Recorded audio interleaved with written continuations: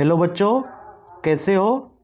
मैं आज आप लोगों को NCERT क्लास 12 का एक्सरसाइज 3.1 जो मैंने मैट्रिक्स के बारे में थ्योरी पढ़ाया और प्रीवियस लेक्चर में मैंने आपको सवाल नंबर 5 तक मैंने करवाया था। तो बच्चों, अब मैं आपको क्वेश्चन नंबर 6 से करवाऊंगा। तो क्वेश्चन नंबर 6 में क्या है, पढ़ते हैं पहले हम लोग। Find the value of x y z from the following equation. कहने का मतलब हुआ एक्स और वाई और जेड का मान निकालना है जो नीचे दिया गया सवाल है। तो कोई दिक्कत। तो पहला सवाल क्या है बच्चों, 4 3 x 5 y z 1 5। कोई दिक्कत।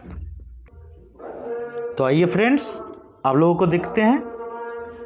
तो 6 का पहला नंबर जो सवाल है क्या है, 4 3 x 5 is equal to y z 1 5।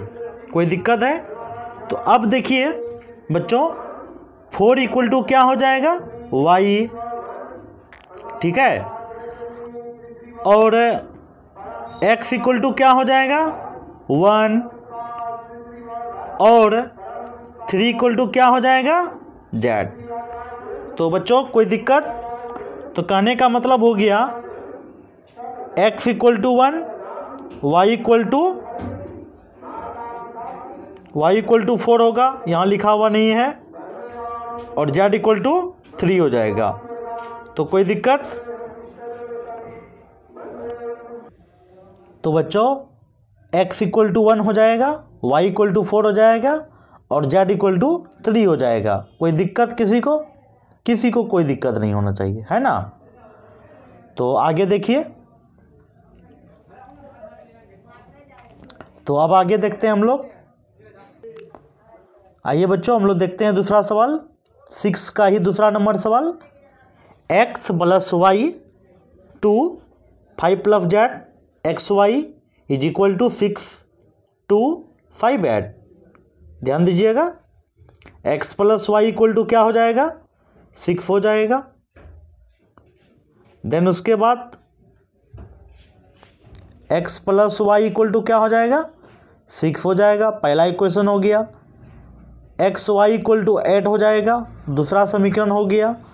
5 plus Z, ये क्या है 5 प्लस जेड, और यहाँ पर क्या है 5। तो 5 प्लस जेड इक्वल टू 5, तो जेड इक्वल टू क्या हो जाएगा 0। तो बताइए बच्चों, यहाँ तक कोई दिक्कत? यानी इक्वालिटी हम लोग करेंगे, है ना, इक्वालिटी करेंगे। तो नेक्स्ट देखिए आप लोग, अब फ्रॉम इक्वेशन 2 को देखिए। फ्रॉम इक्वेशन 2, ये क्या है फ्रॉम इक्वेशन 2, ये क्या है फ्रॉम इक्वेशन 2, यानी फ्रॉम इक्वेशन 2 को हम लोग लेके आते हैं। कोई दिक्कत? आगे बढ़िए। तो from equation 2 x equal to क्या हो जाएगा, क्योंकि x into y equal to 8 था, तो x इक्वल टू क्या हो जाएगा 8/y। तो बताइए कोई दिक्कत? समीकरण नंबर 3 लिख लेंगे इसको, है ना। तो putting the value of x in 1, putting the value of x इन 1, यानी समीकरण 1 में मैंने क्या किया, x का वैल्यू पुट कर दिया। तो आइए समीकरण 1 को देखिए। आइए समीकरण 1 को, समीकरण 1 में क्या है x plus y equal to 6। तो इसमें x के जगह पर क्या पुट करेंगे 8/y। तो आइए x के जगह पर क्या है 8/y plus y equal to 6। कोई दिक्कत? अगला स्टेप को देखिए, बहुत बढ़िया से देखिए। अगला स्टेप क्या हो जाएगा, ध्यान दीजिएगा। इसका एलसीएम हम लोग जानते हैं, यहाँ तो नहीं कुछ है तो 1, नहीं कुछ तो 1 है। कोई दिक्कत नहीं, कुछ तो यहाँ 1 है। क्या है 1। तो दोनों का एलसीएम लिया, y और 1 का एलसीएम लिया तो y हो गया। तो y को y से डिवाइड किया तो 8 प्लस, तो y स्क्वायर हो गया इक्वल टू 6 हो गया। तो y स्क्वायर प्लस 8, ये जो है ना, इसको देखिए, इसको मैंने क्या किया लिख दिया। कोई दिक्कत? 6 इंटू वाई, 6 इंटू वाई लिख दिया। कोई दिक्कत है तो बताइए। अगला स्टेप देखिए। तो इसका हम लोग गुणनखंड जानते हैं करने के लिए, y square plus 8 equal to 6y, तो y square minus 6y plus 8 equal to 0, तो y square minus 4y minus 2y। यानी ध्यान दीजिएगा आप लोग, इसको देखिएगा ये स्टेप को, ठीक है। तो वाई स्क्वायर है तो वाई स्क्वायर 6y को लिख सकते हैं 4y minus 2y plus 8 equal to 0, कोई दिक्कत। तो अगला स्टेप देखिए बच्चों, ये दोनों में देखिए, ये दोनों में क्या किया मैंने कॉमन ले लिया। यहाँ देखिए ये दोनों में कॉमन क्या आएगा y कॉमन लेंगे तो y माइनस 4 हो जाएगा। और इसमें देखिए इसमें कॉमन लिए, इसमें कॉमन लेंगे तो क्या हो जाएगा, ध्यान दीजिएगा। जब इसमें कॉमन लेंगे तो 2 कॉमन लेंगे, तो इसमें जो 2 कॉमन लेंगे यहाँ देखिए, इसको देखिए तो y माइनस 4 हो जाएगा। बताइए कोई दिक्कत। तो अगला स्टेप देखिए, y माइनस 4 तो y माइनस 4 को अलग कर दिया, y माइनस 2 को अलग कर दिया। तो कहने का मतलब हुआ अगला स्टेप आइदर दिफ 0 और दिफ 0, आइदर दिफ 0 का मतलब हुआ y minus 4 equal to 0, y minus 4 equal to क्या है 0, आइदर दिफ 0 और दिफ 0, और दिफ 0 का मतलब हुआ y माइनस 2 इक्वल टू 0, तो y का वैल्यू क्या निकला 2। तो कहने का मतलब फ्रेंड्स ये हुआ कि y का वैल्यू क्या क्या हो सकता है। तो y का वैल्यू हो गया आपका एक 2 हो गया और एक आपका 4 हो गया, एक 2 हो गया एक आपका 4 हो गया। अब मैं क्या करूँगा कि y का वैल्यू अब इसमें पुट करूँगा। तो समीकरण 3 में क्या करेंगे, y का वैल्यू पुट करेंगे। ओके, तो आइए पुट करते हैं। When y equal to 4 then from equation 3, देखिए फ्रॉम इक्वेशन 3 क्या है, x इक्वल टू क्या है y बाई 8/y, तो y के जगह पर पुट कीजिए। आइए पुट करते हैं, 8/4 हो गया 2, बताइए कोई दिक्कत। 8/4 क्या हो गया 2 हो गया, बताइए कोई दिक्कत। फिर when y equal to 2 then from 3 से x इक्वल टू क्या हो जाएगा 4, बताइए। थोड़ा सा भी दिक्कत है तो बताइए, कोशिश करेंगे कि किसी को कोई दिक्कत नहीं होना चाहिए, क्योंकि अगर दिक्कत होता है तो मुझे तो ठीक करना होगा ना, है ना। तो आइए बच्चों अगला स्टेप देखते हैं। तो इसका मतलब ये हुआ x equal to 2, y equal to 4, z equal to 0, एक कंडीशन होगा। दूसरा कंडीशन क्या होगा, x equal to 4, y equal to 2, z equal to 0। तो बताइए बच्चों कोई तकलीफ, थोड़ा सा भी होगा तकलीफ तो बताइए, थोड़ा सा भी तकलीफ नहीं होना चाहिए, है ना। आइए इसके अगला सवाल को देखते हैं हम लोग।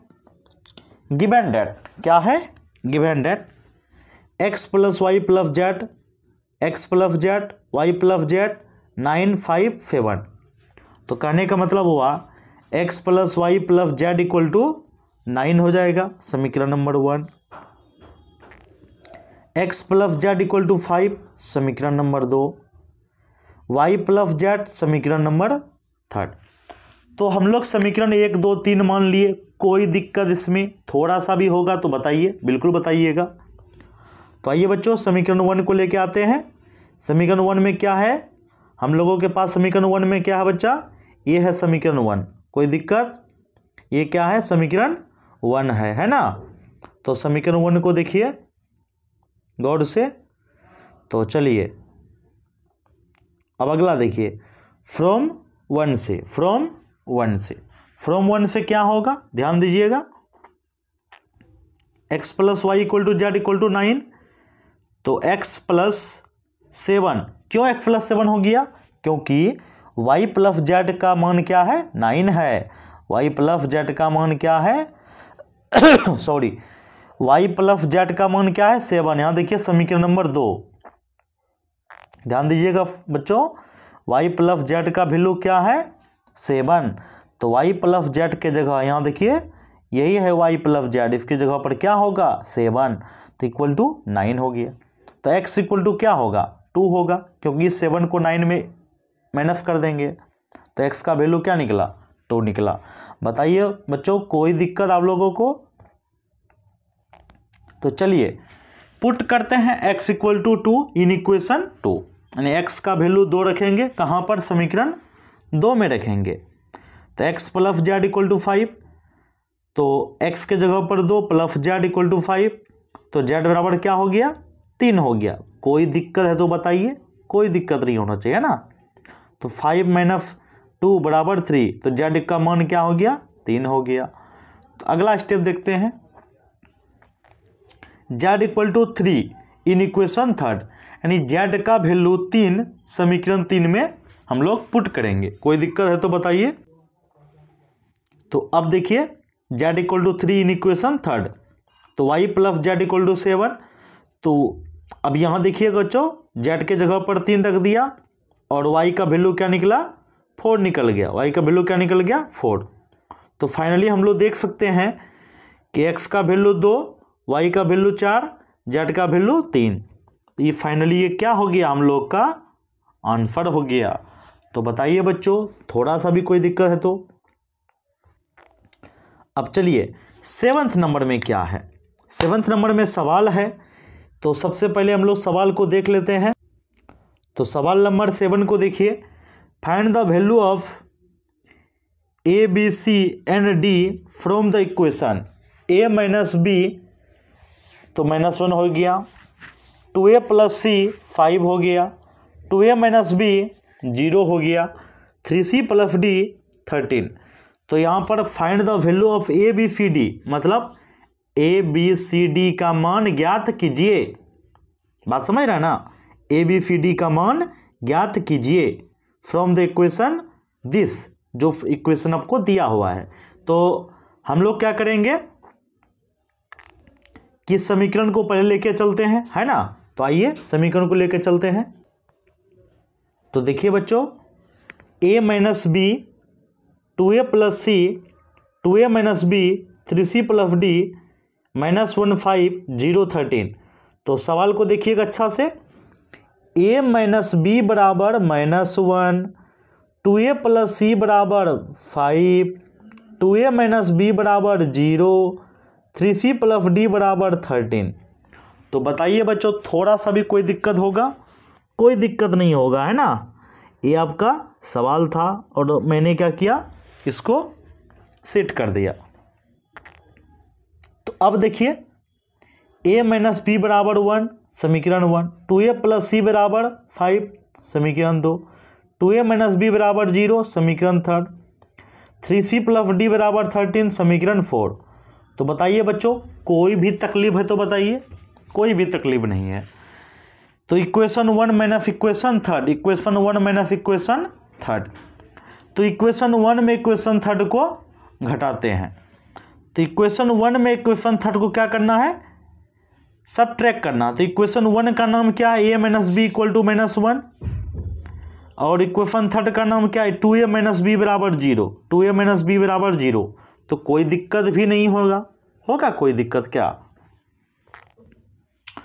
तो अब देखिए बच्चों, b में b घटा देंगे, क्यों, घटाने पर चिन्ह क्या चेंज होता है कि नहीं होता है, बिल्कुल होता है सर, बिल्कुल होता है। तो अब देखिए, यहाँ पर पहले माइनस था, अब वहाँ क्या देंगे, प्लस। तो b में b कट गया, है ना। a में देखिए 2a घटेगा, तो -a इक्वल टू -1, तो ये दोनों माइनस माइनस कट गया, तो फाइनली a इक्वल टू क्या निकला, आपका इक्वल टू 1 निकला। कोई दिक्कत। अगला स्टेप देखिए, अब a का वैल्यू क्या करेंगे, समीकरण 1 में पुट करेंगे। देखिए समीकरण 1 क्या है, a minus b equal to -1। तो a का वैल्यू अब क्या करेंगे हम लोग, -1 को पुट करेंगे, सॉरी +1। तो 1 माइनस बी इक्वल टू -1, तो माइनस बी इक्वल टू -2 हो जाएगा। तो फाइनली b इक्वल टू क्या हो गया बच्चों, 2 हो गया। कोई भी दिक्कत है तो बताइए, बिल्कुल फर्क कोई दिक्कत नहीं है। तो पुट करेंगे a equal to 1 in equation 2, a equal to 1 in equation 2। तो 2a plus c equal to 5, 2a plus c equal to 5। बताइए कोई दिक्कत, सर बिल्कुल दिक्कत नहीं है। आगे बढ़िए।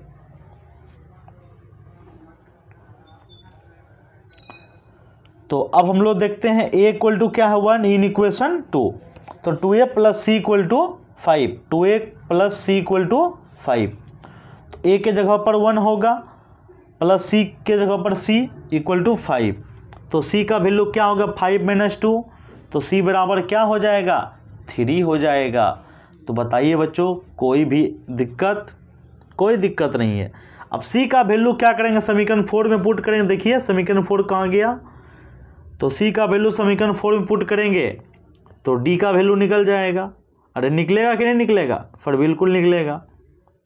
तो 3c + d = 13, 3 × 3 + d = 13, डी का मान क्या हो गया 13 में 9 गया 4। तो फाइनली आप देख सकते हैं डी का वैल्यू क्या क्या निकला, a = 1, b = 2, c = 3, d = 4। Finally a b c d का मान निकल गया। तो बताइए बच्चों कोई भी अगर तकलीफ है तो बताइए, अगर दिक्कत है तो। सर बिल्कुल दिक्कत नहीं है ना। तो 8 नंबर का सवाल देखिए, 8 नंबर का सवाल है m = n। तो 8 नंबर का पहले सवाल हम लोग देख लेते हैं। तो बच्चों 8 नंबर का सवाल क्या है, a = aij m × n is a square matrix if m less than n, m greater than n, m = n। तो बताइए बच्चों स्क्वायर मैट्रिक्स का मैंने क्या बताया था। स्क्वायर मैट्रिक्स का मतलब होता है, ध्यान दीजिएगा, स्क्वायर मैट्रिक्स का मतलब क्या बताए थे, अगर m बराबर n हो, मतलब रो बराबर रो की संख्या कॉलम की संख्या दोनों क्या होता है समान होता है। ध्यान दीजिएगा, फिर यानी कहने का मतलब होगा, ध्यान दीजिएगा आप लोग, रो और कॉलम की संख्या क्या होता है समान होता है। ध्यान दीजिएगा, रो बराबर क्या होता है कॉलम, क्या होता है रो बराबर कॉलम।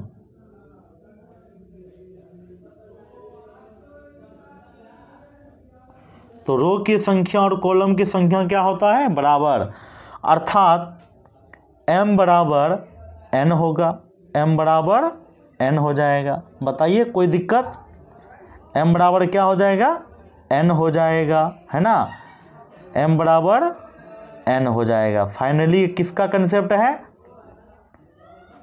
स्क्वायर मैट्रिक्स का। तो फाइनली कोई भी दिक्कत है तो बताइए। सर बिल्कुल दिक्कत नहीं है, तो ऑप्शन नंबर कौन सा होगा सी हो जाएगा। अब फिर 9th नंबर का सवाल देखिए, which of the given value of x and y make the flowing pair of matrices equal.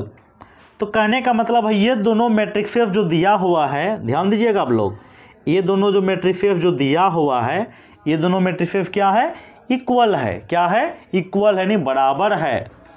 तो अब देखिएगा,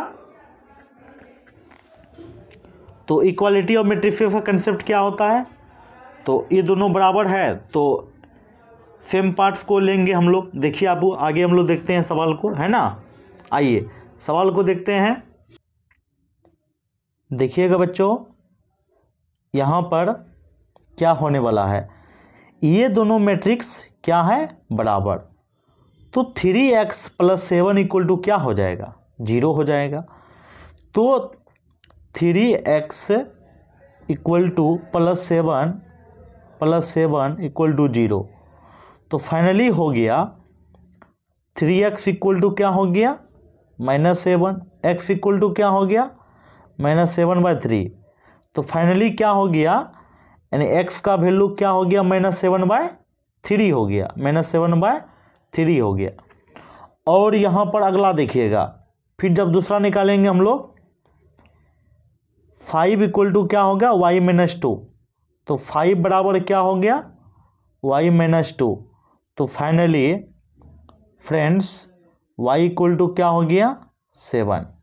ठीक है, फिर देखिएगा अगला कंसेप्ट, y + 1 = 8। तो y + 1 = 8। तो अब देखिएगा बच्चों y = क्या हो गया 7। तो y का वैल्यू सेम निकल रहा है ना। अब देखिएगा अगला कहानी क्या बनता है, इसी में तब समझ में आएगा। तो यहाँ देखिए क्या है 2x, क्या है सवाल में 2 माइनस 3x इक्वल टू 4। तो भैया 2 प्लस 4 कितना हो जाएगा? 6 बराबर 3x, कट गया, x बराबर x बराबर 2 है, कोई दिक्कत? x बराबर क्या है? 2। फाइनली x बराबर क्या मिला? 2। आप देख सकते हैं x का वैल्यू क्या है? डिफरेंट निकल गया।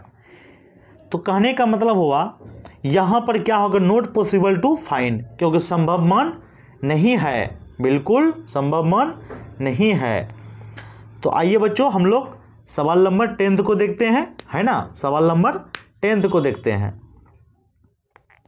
तो सवाल नंबर 10 क्या है? The number of all possible matrices of order 3/3। ध्यान दीजिएगा आप लोग, सवाल नंबर 10 में क्या है इसको पढ़िएगा आप लोग, जहाँ पर जो गला किए हैं। क्वेश्चन है आपका, the number of all possible matrices of order 3×3 with each entry 0 या 1। यानी कहने का मतलब हुआ क्वेश्चन है the number of all possible matrices of order 3/3, यानी आपको पॉसिबल ऑर्डर बताना है। मैट्रिक्स का क्या बताना है? पॉसिबल ऑर्डर बताना है ना? तो ऑर्डर क्या है? 3/3 है, विथ ईच एंट्री 0 या 1। तो इसमें एलिमेंट्स जो एंट्री करेगा, क्या क्या एंट्री करेगा? 0 या 1 एलिमेंट्स एंट्री करेगा। बताइए कोई दिक्कत? कोई दिक्कत भी नहीं है। तो दोस्त ऑर्डर कैसा है सवाल का? 3/3। ऑर्डर कैसा है? 3/3। और एंट्री क्या है? 0 या 1। एंट्री क्या है? 0 या 1। बताइए कोई दिक्कत? सर कोई दिक्कत नहीं होगा, है ना? तो अब देखिए क्या क्या हो सकता है, इसको हम लोग बनाते हैं। तो 10th नंबर का सवाल आप देखिए, तो number of all possible matrices, यानी संभव मैट्रिक्स की संख्या, ऑर्डर क्या हो सकता है? तो 2 दी पावर 3×3, यानी पावर, यानी क्या लिखना? रूल क्या है? 2 के पावर क्यों लिखा? 2 के पावर इसलिए लिखे, एलिमेंट्स कितना एंट्री करता है? सर 0 या 1, तो इसीलिए 2 लिखे। और पावर में क्या लिखना है? ऑर्डर। पावर में क्या लिखना बच्चा? ऑर्डर। तो 2 दी पावर क्या हो गया? 3×3, तो 2 के पावर 9, 512। तो कहने का मतलब हुआ यहाँ तक हम लोग का पूरा सवाल बन गया। तो आप लोग का एक टॉपिक भी बचा हुआ है कंसेप्ट का, इक्वालिटी ऑफ 2 मैट्रिसेस। तो बिल्कुल मैं क्लियर कर दूंगा। तो आप लोग इस तरफ से चैनल को सब्सक्राइब कीजिए और अपना क्लास देखते रहिए। प्रतिदिन आपको वीडियो मिलते रहेगा क्लास 12, बाकी धीरे धीरे सब वीडियो मिलेगा। तो आप लोग से रिक्वेस्ट है, प्लीज़ सब्सक्राइब कर लीजिए। आपसे रिक्वेस्ट है अपने दोस्तों को शेयर कर दीजिए और बेल आइकन को दबा दीजिए। और आपको वीडियो अच्छा लगे तो कमेंट जरूर कीजिए। अब बताइए, अगर आपको अच्छा नहीं लगा, कुछ कमी है मेरे में, ज़रूर आप बताइए, मैं कोशिश करूँगा ठीक करने का। धन्यवाद, थैंक यू, जय हिंद,